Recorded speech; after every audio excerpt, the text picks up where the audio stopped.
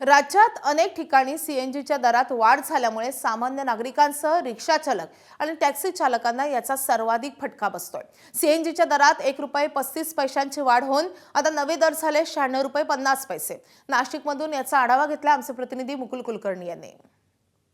Petrol diesel दर वाढीनंतर आता पुन्हा एकदा सीएनजीच्या दरांमध्ये वाढ झालेली आहे।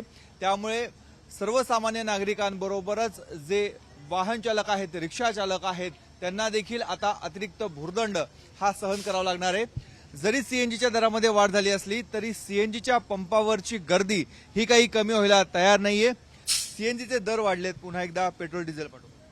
सीएनजी दर वाढल्यामुळे आता गाडी चालवणं सुद्धा मुश्किल झालेलं आहे।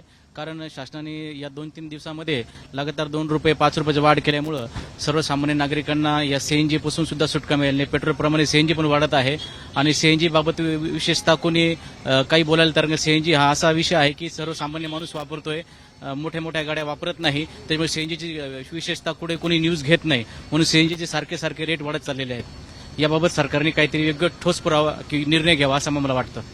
तरी 200-300 रुपयाचा सीएनजी लागतो आम्हाला, त्याच्यात काही 400-500 रुपये भेटतात आम्हाला।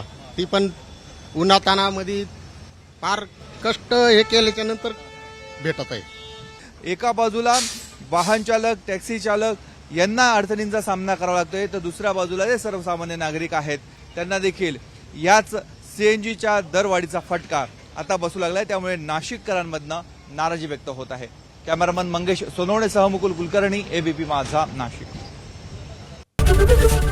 एबीपी माझा, उघडा डोळे बघा नीट।